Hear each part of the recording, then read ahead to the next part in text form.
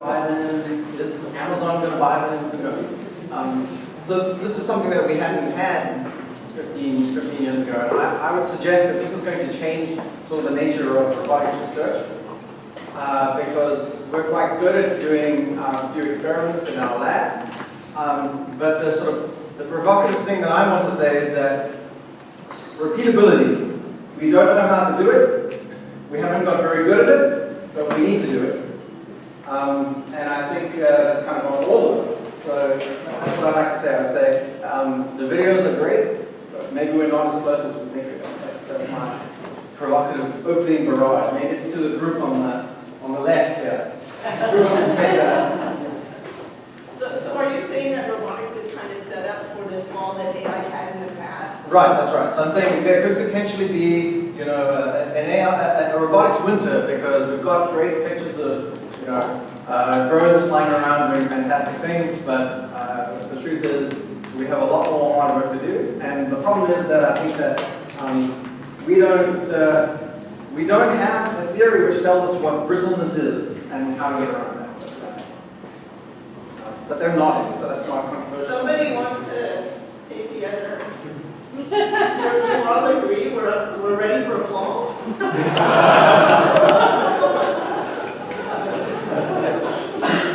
I completely agree with you.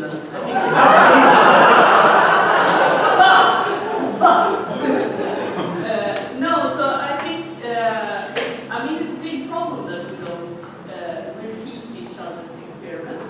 But the problem is that you don't get published if you repeat other people's experiments. You have to show new, sexy demos in order to get published in our conferences. So I think this is a big problem. I mean, in other fields, they maybe it's boring to read about, but they do publish studies where they repeat each other's studies, like in medicine. So, yeah, we need to think about that. Okay, who's next?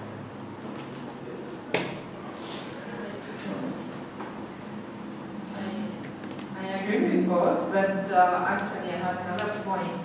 It's true what you said, but we should consider reproducibility of our experiment, especially for more clear comparisons, and that should be publishable.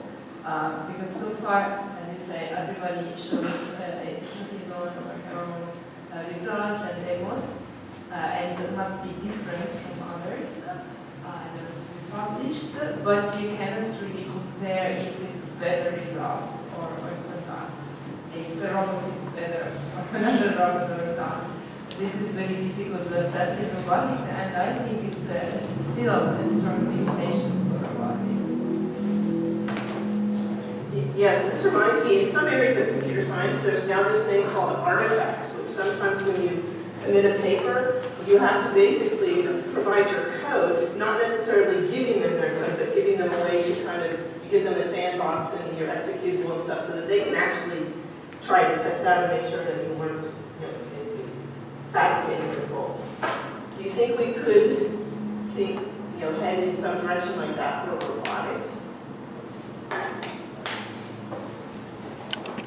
So I know that one conference that does this is Popple. So if you download a Popple paper, it kind of has a little stamp at the top saying artifact verified. And so the question you might ask is who verifies the artifact? So it falls to the program committee to verify the artifact. So what do you think about that program committee? That's very true. And often it's like one person on the program committee has the responsibility. Yeah, I mean, and frankly, it's hard. It is possible to cheat in those things too. Always.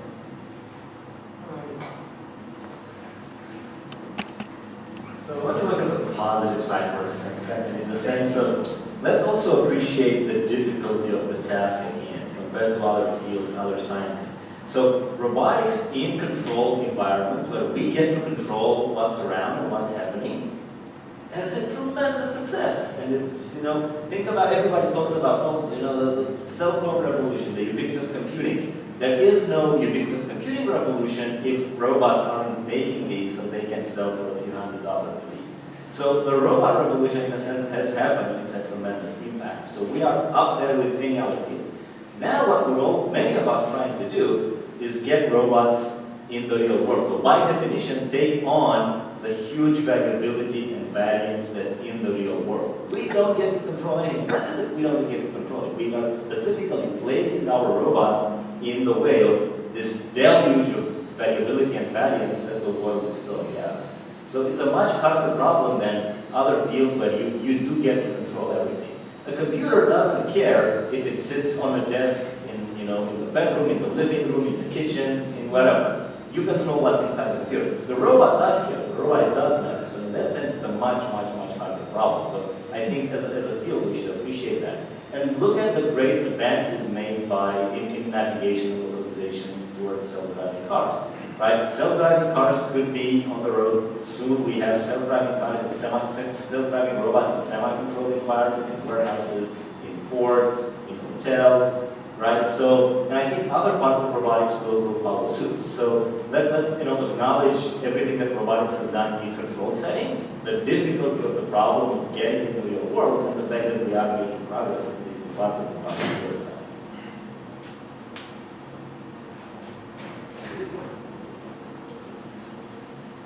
But perhaps we have to face an audience that has gotten used to different rhythm of innovation. And perhaps this is also an issue with the recent announcement about Boston Dynamics and Google. Robotics is not as easy as developing a new app and then have new capabilities and immediately millions of people being able to take advantage of it.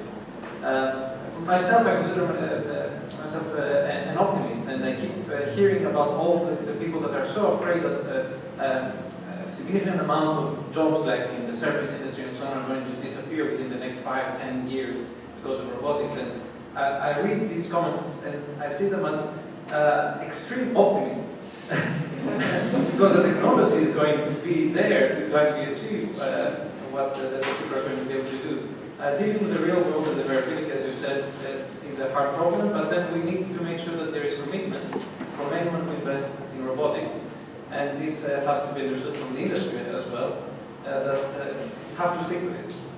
And it will take time, but then the benefits will come.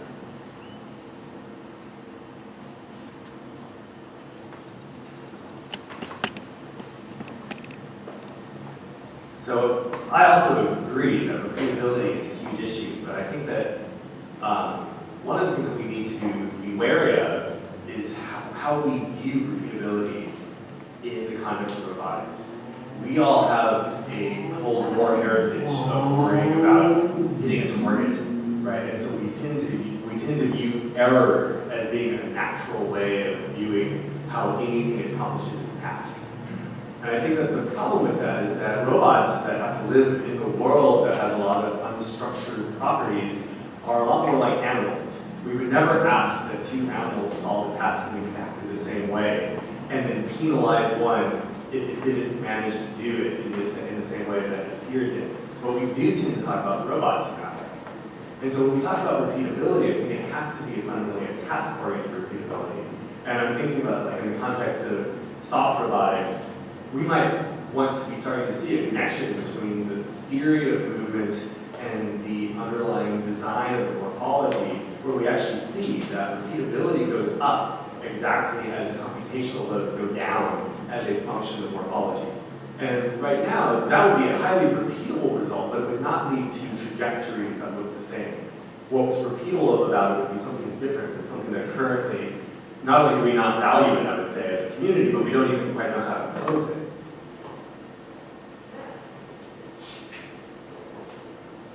I agree with Thomas. I think we think about the repeatability as a very simple measure. Probably I think we think about what we mean by repeatability at a high level. Human intelligence are quite different. For example, all of us can drive from here to Houston, but we can take different ways. And the repeatability here is if you want any time with different traffic situation, you can get there. And this distributability does not mean the trajectory will be the same, does not mean the velocity will be the same, does not mean the effective value will be the same. So how do we define repeatability for different aspects of environment? That's the thing we have to be careful of. It's a meaningful metric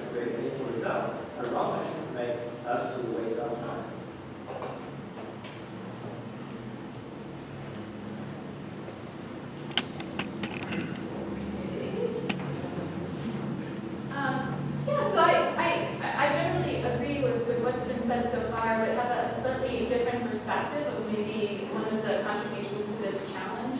So fundamentally, robotics is a systems discipline. When we come from another field, aerospace, it's also a systems discipline.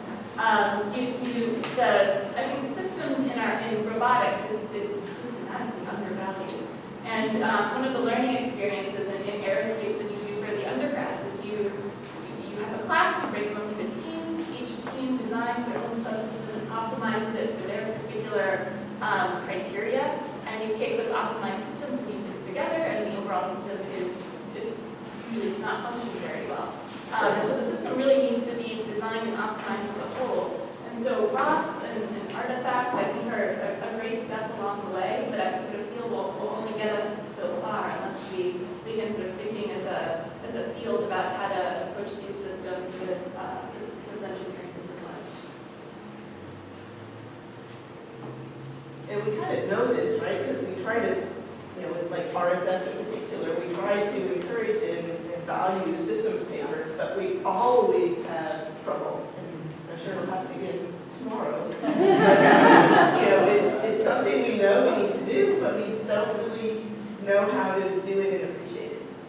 One question I would kind of bring up, and some of it came up in several of your talks, and also I think it's dealing with the unstructured environments that we need to move into, is what do you think about the role of humans and robots actually collaborating and kind of working together in what kind of environments? When do you think we'll see that in the home environment?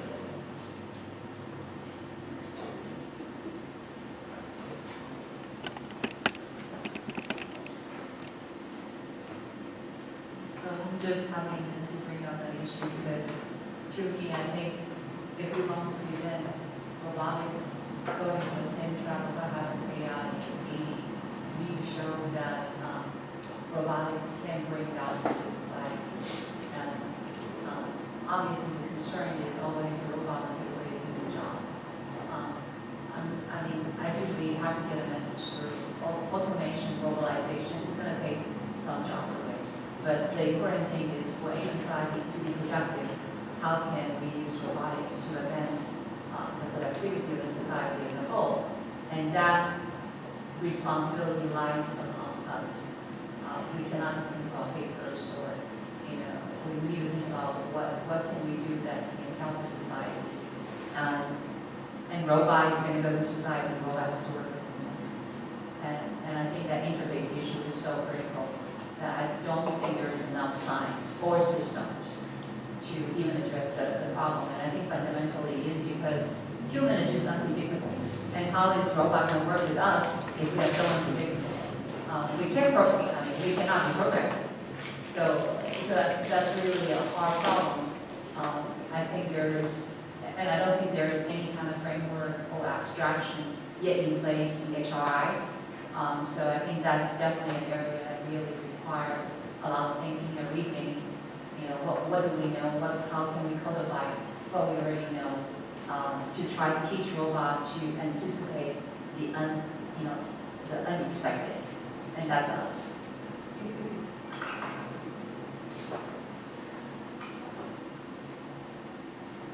And I don't see any fighting going on here.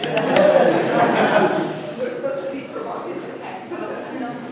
Okay, so robots taking our jobs. I do a lot of work in human robot collaboration in industrial settings, and there's this deep-seated fear that this is the future. Just to put this in perspective, the automotive industry, one of the most successful industries in their use of robots, only 50% of the process of building a car is done by robots. Half of it is done entirely manually, and that's basically the most successful industry. And I think, to a large extent, we've sort of saturated the market in a way of, the scope of work that robots can really do entirely autonomously. But if you start looking at all of that manual work, a large percent of it, 60 or more percent of it, is tasks that robots can actually do today. You still need a person in the loop, but with that person in the loop, you can significantly increase the productivity for the same number of people. You can produce more with the same number of people. And that opens up new markets and creates a need for growth in an industry that ultimately creates more jobs. So I think, but it requires us to find the problem in a way that allows us to develop the technology to integrate these systems to improve human productivity rather than defining the problem as one that supplants humans. So my 2 cents. And this idea that robotics and automation takes away work that's valuable done by people, I think we can address that head on, and likely we have the tools to do that. We just need to come out and say it. I think robotics is the great equalizer. It takes things that otherwise would have been, you know, just for the privileged few and brings them to the masses. Think about the dishwasher or the washing machine, which to me, both of them, by the way, are robots, right? Without a washing machine, how is laundry done? The rich hire somebody to do that laundry, and everybody else grudgingly does their own laundry by hand, okay? Does anybody want to go back to those times? You know, and now we have a robot that does it for everybody. So almost everybody, thankfully in developed nations, really almost everybody can afford somebody to do their laundry. How amazing is that? Do we want to go back to say, oh no, but this is what we shouldn't take away from people, right? Again, think about cell phones. Without robots making them, a cell phone costs $10,000. Very, very few people can afford it. Do we want to go there? No, no. Robotics and automation is the great equalizer. It works the other way around. It benefits everybody because it takes things that are only for the privileged and brings them to all of us. Why is Google's project for the self-driving car called Project Chauffeur? Right? Again, because robotics takes something that only few could afford, a chauffeur, and brings them to the masses. So I think that's the way it works. So I'm going to try to be a little more provocative, but I'm going to start by agreeing with you. It's the great level. The trouble is, I think it's going to level further than you think. So I think robotics is sort of the continuation of the Copernican revolution. In the beginning, we thought we were special because we were on this planet, the sun revolved around us, but then it turned out we weren't that special, we revolved around the sun. And I think what's going to happen, gradually as we build smarter and smarter machines, is that we're going to realize we're a smaller and smaller and less significant portion of this universe, to the point where we'll be so level that there won't be any special notion of what it means to be human. So it's going to level us to the point that we're going to lose our sense of self-worth and self-identity. So to give an example, the favorite thing that I heard today, the favorite sentence was, think about being an octopus. That was the sentence that I liked most of all in the whole thing. And I don't know if this was intentional or not, but there's a paper, perhaps many of you, I'm sure on the panel have read it, called What It Is Like to Be a Bat. And that was written by Nagel, who's an American philosopher, and he's sort of addressing the idea of how we perceive the world and how we construct factors of, our constructs of the world shape our sense of values and how we think about the world. And a bat probably has very different values from us. And so what I'm saying is that when we have to sort of begin to realize that, in fact, intelligence is not something unique or special to us, that we're just like everything else, any sort of Turing machine equivalent device in the world, we will have been leveled to the point where we will have lost our sense of importance. Our narcissism will be crushed into the ground. Okay.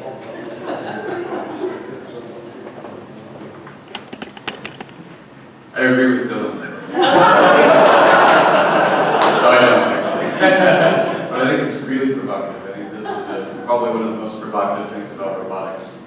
And probably why robotics has such broad appeal among people who are non-specialists and non-engineers. I think that, though it's not just robotics, I think this is the story of technology. I think people have always defined themselves against what we can do versus what our machines can do. So people used to be those organisms that can build things, and then we made machines that could build things for us, and then we thought, okay, then people now are organisms that can think in structured ways, and then we built computers that could play chess and that could beat human chess players, and we thought, well, okay, then humans are things that can think down a decision tree that has a really immensely complex branching factor, and now we have computers that play the game Go better than human champions can. So I think that this is just the constant evolution of how people think of themselves and what sets humans apart from the world around them, what makes them special. And yeah, whether or not this leads to us losing an identity as humans or not, I don't know, but I think it's an ongoing thing. Maybe eventually we'll just think of humans as emotional things that are nothing other than beings that can relate to other humans. Well.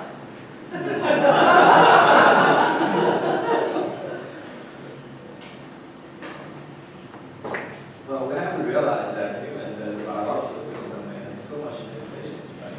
So I'm thinking, since we are in a destructive pattern because we destroy environment, so we have so many trouble, and we might find the world, something all can happen. The only thing I found is planet maybe robots.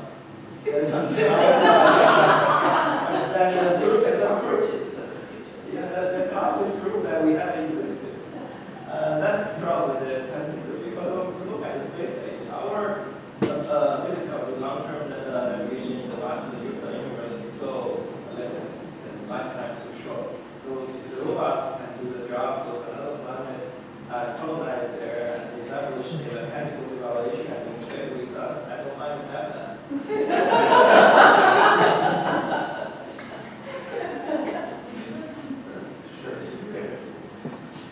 So I think one of the things that's interesting about these last few comments is that they do come back to our relationship to robots having to do with our own identities, and that we come from cultures that often focus on our identities being connected to mind, not identities being connected to our bodies.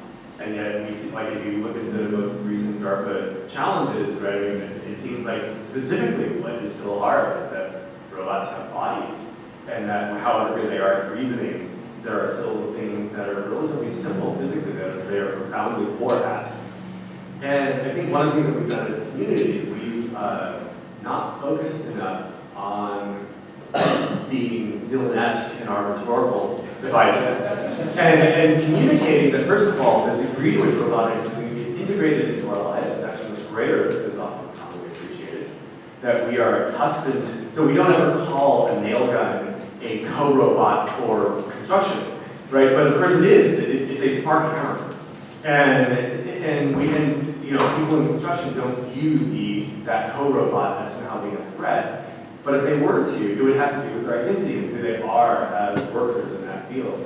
And so I think we are increasingly responsible for controlling the sort of rhetorical landscape in which robotics gets discussed, and helping guide the way it starts to shift our notion of self and shift our notion of identity. Yes, so I'm thinking how to connect to everything that was discussed between the point when I decided to make this, make this comment. So I want to go back to talking about people being afraid of robots taking our jobs. So I don't think we should underestimate this problem of persuading people or explaining to people what robots can do for us. Because during the previous industrial revolution, beginning in the 1800s, people were really scared that their jobs would go away because of manufacturing devices. So tailors went out of jobs because of automated tailoring. But then we got a lot of much better jobs. And no one knew about web design in the 1810s. So people, I don't think people have to be scared that there will be no more jobs for humans because the robots will take our jobs. There will be new kinds of jobs. But after the last industrial revolution, there were pretty major political movements in the world, like communism, for example, that devastated millions of lives. So I don't think that the consequences of a major second industrial revolution can be as big as the ones, the political consequences can be really big. So we really have to think about how to change the society to incorporate roles. Well, I think that was really a good place to think about it. But I see another hand. Can the audience get involved as well? Yes. I'll try to connect everything together. This is getting increasingly long. Well, that's sort of, I actually, the last comment was going through my mind. You know, in some sense, the steady state for robotics where it gets to, I think, is brilliant. You know, it will just make our lives easier, it will open up new markets, interesting things will happen all the time. And it will get integrated into your life without you really noticing. The transients are always complicated, so, you know, things may happen quickly. That's the easiest transient to see. But one thing that's happening today a little bit more with AI, but a little bit with robotics, is that the jobs that are taken away from humans are not at a large scale, but are taken from the middle. It's maybe creating a society that's a little bit polarized. Like these kind of transients are things that we need to be careful with. I feel like. But the steady state, to connect all the way back, the steady state is good, but no, I'm not sure how sustainable it is, the development of AI in general. So at one point, it feels like robots will be, you know, as good as anything that we can do. And in fact, this whole intelligence or consciousness in a way may not be a one-stop. So we can maybe see machines come in and pass where we are like a train station, and just kind of keep going and become more and more intelligent, much better than anything that we might be doing. So that would be my conclusion to that. Yeah, so I'd like to add a comment to that. I think what we have as a species and as individuals is an ego problem. You know, we define ourselves by what we can achieve as a species, what we can achieve as an individual in our society. We keep talking about jobs. So we keep talking about our role and how we fit into society. And when we come to the realization that compared to the, you know, what robots will be capable of in the future, that we are useless, and if we accept that, you know, and let our egos take that hit, then we can stop worrying about, okay, what kind of job am I going to have in the future? What kind of role do I have to play? And we start living for ourselves instead of seeing, okay, what value do I have in terms of the service I can provide? Because right now that's how we work. We're paid based off of the service that we provide in our society. And so that model is going to have to change. You know, and actually I've heard of experiments they're going to be trying with fundamental basic income. We might switch to a model like that where people are provided for their basic needs, not based off of what they can provide for society, but just for the sake of, you know, keeping us together, keeping us alive. Because at the end of the day, what we each will provide as individuals will be minuscule compared to what robots will be able to provide to society. One kind of semi-related thing that, you know, has recently been in the news, and probably many of you have heard about this, is there's studies like ant colonies, for example, that at any given time, some sizable percentage of the ants do nothing. They're basically lazy, right? And it turns out that those ant colonies that have larger percentages, you know, and it's sizable, it's like 40 or 50, I don't remember, but it's, you know, very large percentages, they're kind of more robust. And you think about it being that, you know, basically they kind of have this whole set of, you know, kind of spare workers that if something happens to the other ones there, they can kind of come up to speed. So, you know, maybe having high unemployment is actually good for the society. Right? No, really, because then you have all these kind of spare workers around. So what do you think about something like that? So we could try to sell robotics that way.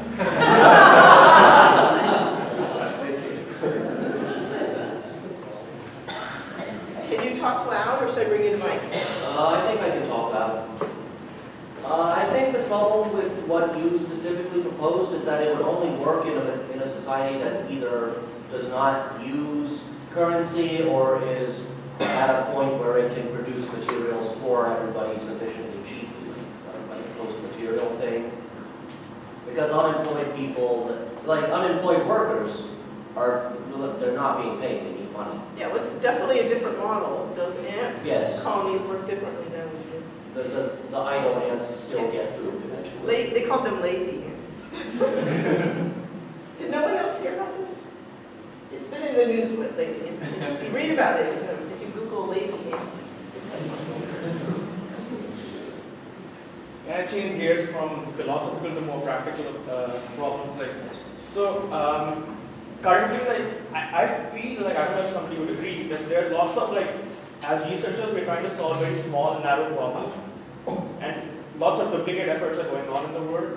I'm pretty sure that there's lots of good solutions out there. If we could somehow put them together, we might actually get a robot that does a lot of things that not one robot currently in the market can do. So, and like Professor Shah said, that we need to think of it as a systems engineering problem and design system as a whole. So how do you think the robotics community can go about solving that problem, bringing out all the good solutions that are out there, putting them together and making it work?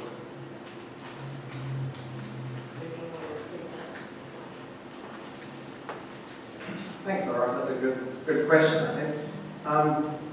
So if you look at the talks that you saw today, and these are, of course, top-notch speakers, you saw lots of people who work in robotics, but sometimes are aware of some other techniques and some other disciplines. So just Hendrik's the first example, and she clearly works in robotics, but also, I would say, has one foot in the vision community. Right? So we bring that expertise back. And as you go down the line, many people along here kind of live in robotics and also in some other community.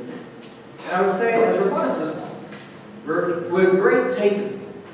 We take great ideas from other places. And one of the problems is we're awful givers.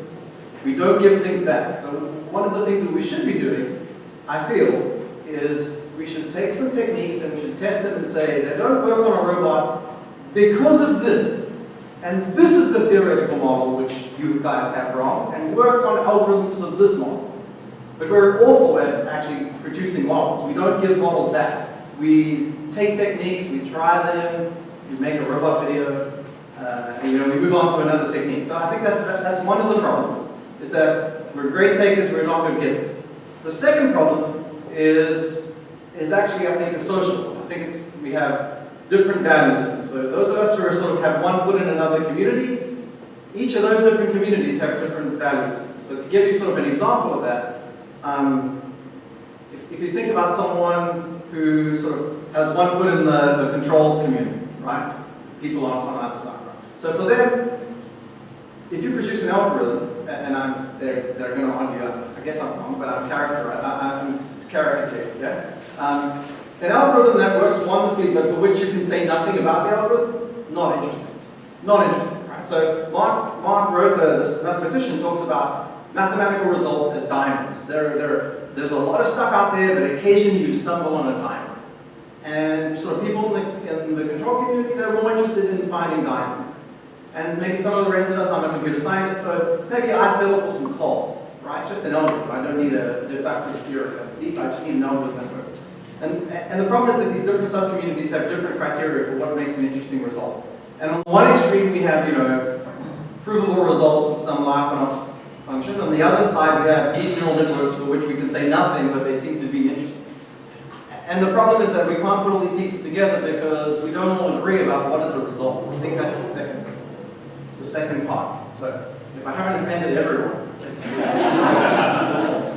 And the plurality of opinion is a great thing. I don't think it's a bad thing that people approach problems with very different attitudes.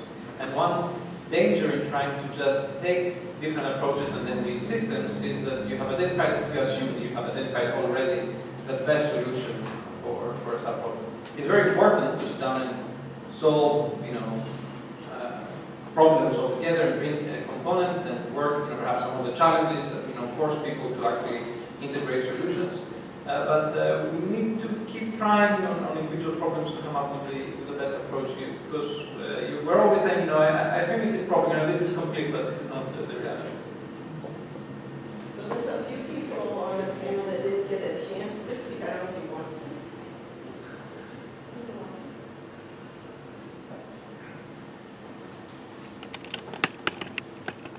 So getting back to the job taken by robots. So what if I introduce the project in the reals?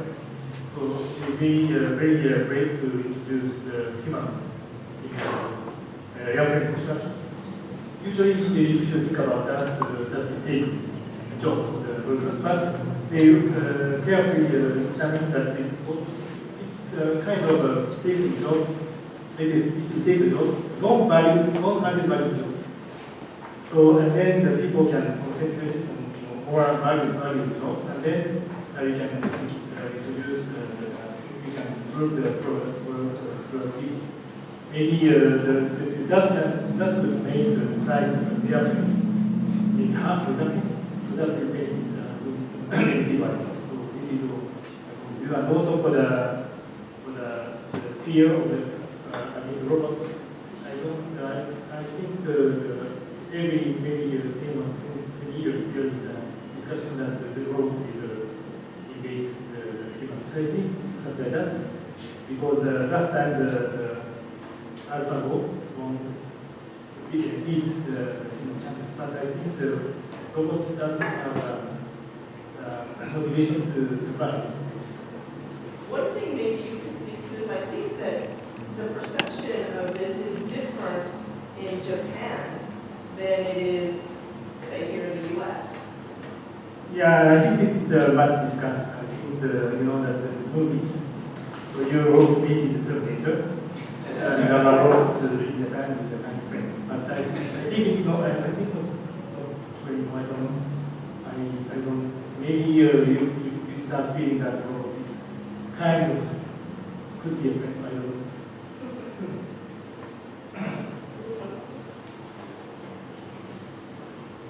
Anyone else in the audience have any thoughts?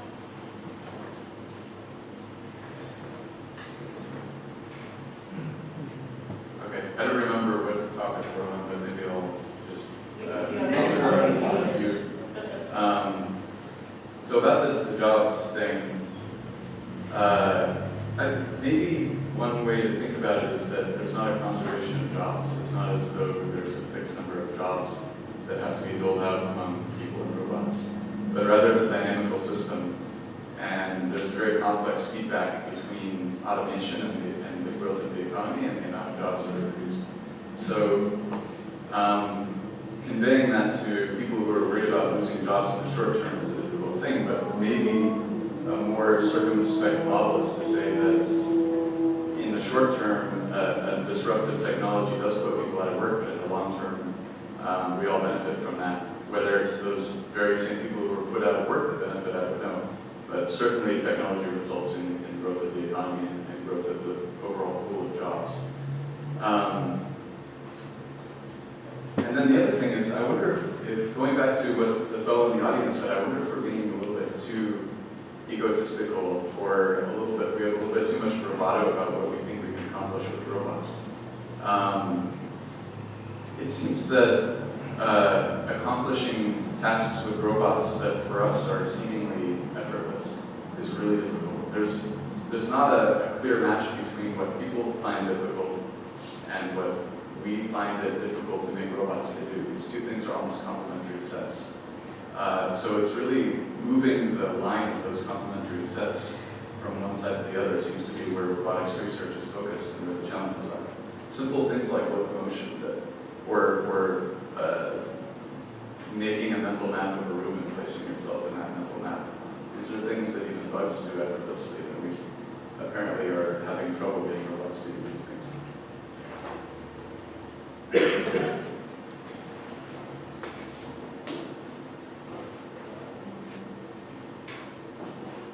So how about a positive note?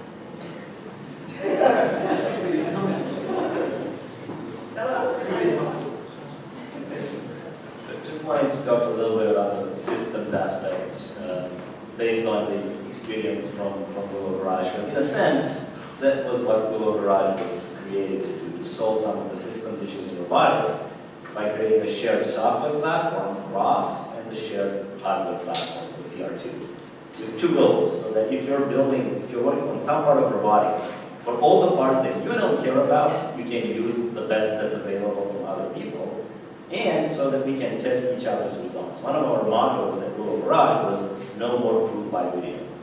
So in some cases, ROS has succeeded spectacularly. The adoption is far beyond anything we would have hoped for, and now even after Willow Garage, ROS moves on.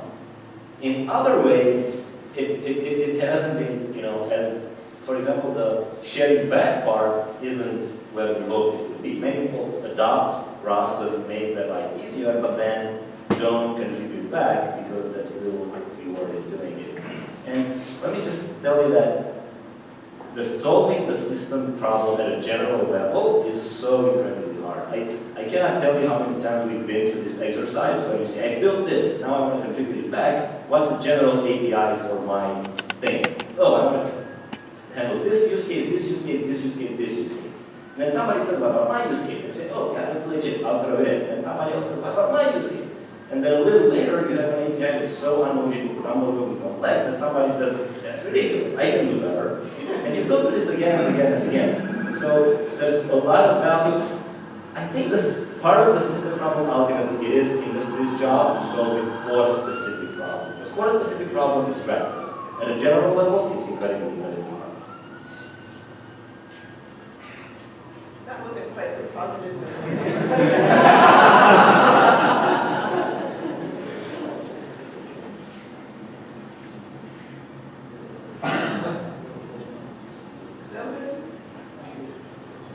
What would you say to students that are thinking about, going into robotics? Should they? Well, at least their job is going to be safe.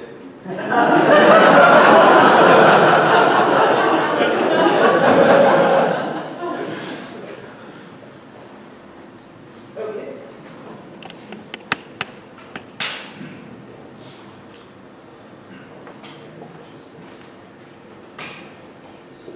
So, obviously, all of us up here are believers in robotics, right? And we were believers before it became popular to be believers. And there's something else that has changed that if I were a student now, I think I would want to go back to it if I knew about it. Which was that most of the people up here, I think in graduate school, had this experience of a much more sort of garage-style development routine where I mean, you would build a robot in a day, and then it wouldn't do what it was supposed to do. And you build a new robot the next day. And so by the end of your first year of graduate school, you'd already built 10 robots, none of which did quite what you wanted. And that experience, because there's so much off the shelf available to us now, we're actually losing the sort of organic development that I think at one point really drove robotic systems. And I think if students can get back, in their own labs and in their own lives and in their research careers, get back to this sort of rapid prototyping mindset, which we know more and more in other settings, rapid prototyping is an incredibly powerful and important way of thinking about design. And yet we seem to be actually sort of regressing, not to be negative, right? But we seem to be sort of regressing because of the industrial availability of high quality robots. And so we are not finding out things like what's easy that didn't seem easy before. Instead, we're cornering ourselves potentially into what's hard because the robot makes it hard. And so I think there's a lot of opportunity to suddenly discover that something that everyone in our generation thinks is hard actually is easy.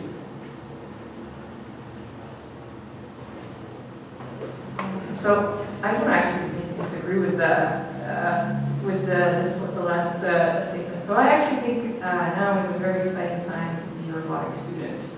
And I think it's because now there's a greater opportunity than ever before to really approach problems from different perspectives.